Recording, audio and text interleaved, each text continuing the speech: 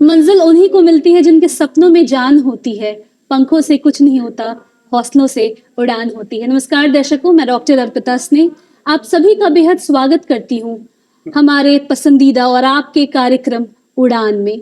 आज के इस डिजिटल दौर में जानकारी जहां जहां हमारी उंगलियों पर है, पर क्या हर जानकारी सही होती है? ऐसा आवश्यक तो नहीं। जी हाँ, ऐसे समय में मीडिया साक्षरता एक आवश्यक कौशल ही नहीं, बल्कि जिम्मेदार और जागरूक नागरिक बनने के लिए एक अनिवार्य आवश्यकता है। और जी हाँ, आज के इस कार्यक्रम में हम बात करेंगे डीप फेक एआई न्यूज के बारे में। आज हम जानेंगे कि किस तरह से हम सही और गलत न्यूज का चयन करें, फेक न्यूज को हम कैसे आइडेंटिफाई करें, रेक्टिफाई करें और उसका समाधान क्या होगा। जी हाँ, इसी से मिलते जुलते विषय पर आज हम परिचर्चा करेंगे। मैं बता दूं कि आज हमारे स्टूडियो में बेहद ही विशिष्ट अतिथि मौजूद हैं। मैं डॉक्टर दिवाकर दुबे जी का बेहद स्वागत करना चाहूंगी, जो कि सहायक आचार्य हैं दिल्ली विश्वविद्यालय मास कम्युनिकेशन विषय के। और साथ ही हमारे बीच हमारे यूथ आइकॉन हैं शैलेंद्र कुमार जी और प्रवीण सिंह जी। मैं आपका भी बेहद स्वागत करती हूँ। और हम सबके बीच मास कम्युनिकेशन की छात्रा श्वेता सिंह जी है। श्वेता, आपका बहुत स्वागत है हमारे इस कार्यक्रम में। Thank you ma'am. जी, तो आज मीडिया साक्षरता पर हम बात करने जा रहे हैं कि मीडिया साक्षरता क्या है और किस तरह से आर्टिफिशियल इंटेलिजेंस के परिप्रेक्ष्य में काम करता है और कितना जरूरी है डिजिटल लिटरेसी और मीडिया लिटरेसी। तो शैलेंद्र जी, अगला सवाल मैं आपसे लेना चाहूंगी। इसी दौर में एक टर्म आता है मिस इन्फॉर्मेशन और डिस इन्फॉर्मेशन। तो जो आम नागरिक हैं, जो कॉमन पब्लिक है, वो किस तरह से रेक्टिफाई कर सकती है कि ये मिस इन्फॉर्मेशन है और वी आर बीइंग डिसइन्फॉर्म्ड? इस बारे में आप एक युवा हैं, इस बारे में आप क्या सोच रखते हैं? आजकल देखा जाए तो सोशल मीडिया का उपयोग हर युवा कर रहे हैं, हर किसी के पास है और ग्रामीण क्षेत्र में भी इसकी पहुंच है। लेकिन ज़रूरत है कि ये जो हम सोशल मीडिया यूज करते हैं तो उसका उपयोग हम कैसे कर रहे हैं, इसका दुष्परिणाम भी हो सकते हैं अगर सही तरीके से हम इसका यूज नहीं करते हैं। तो जब हम कोई सूचना आती है तो हम ये देखना होता है कि वो सूचना कैसी है, वो सही है या फिर वो फेक है। तो इसके लिए हम ये करते हैं कि जो सूचना आई उसको हम ना पहले ये जान लेंगे कि वो सूचना आई कहाँ से और इसका उद्देश्य क्या है।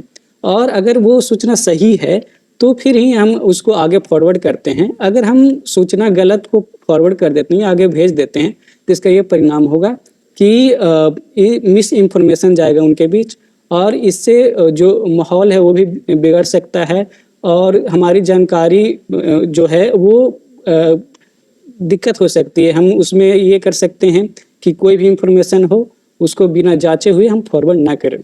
जी जी, बहुत बढ़िया आपने बोला कि बहुत इम्पोर्टेंट है एक अवेयर सिटीजन की तरह हमें न्यूज़ पढ़ना भी चाहिए, न्यूज़ सुनना भी चाहिए और सही गलत का जो चयन होना चाहिए वो बेहद ही दिमाग से सोच कर और समझ कर और अपनी समझदारी से करना चाहिए। जी और देखिए कि आज हम बात करें मीडिया साक्षरता पर, तो शैलेंद्र जी, आपसे एक तो मेरा यह सवाल है कि अभी जो जितने भी टीनेजर्स बच्चे हैं, एडोलेसेंट्स हैं, उन पर बहुत ही ज़्यादा they are highly affected with media, social media, Instagrams और जितनी सारी भी ये आपके सोशल मीडिया के प्लेटफॉर्म्स हैं।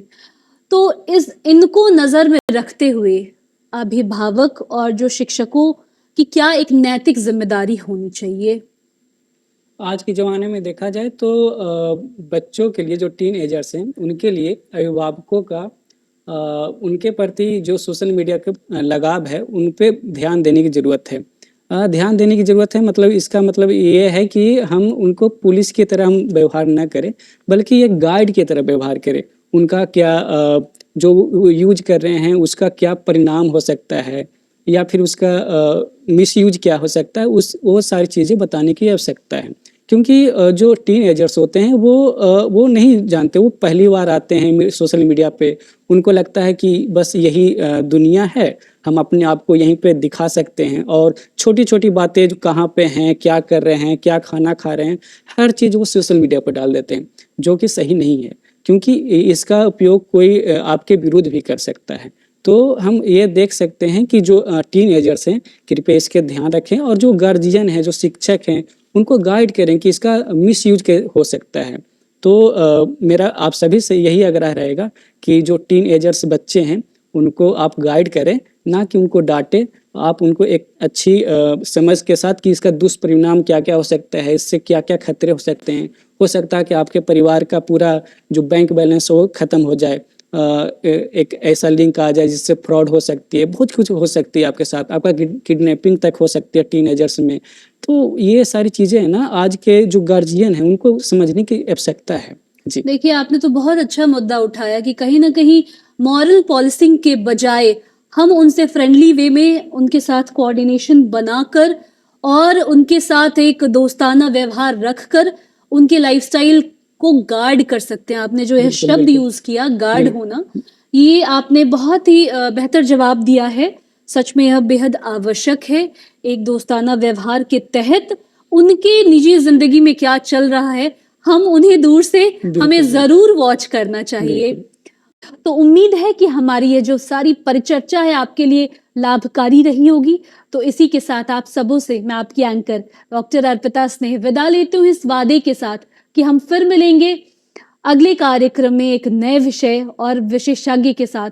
तब तक के लिए आप मुझे और मेरी पूरी टीम को दीजिए इजाज़त। नमस्कार।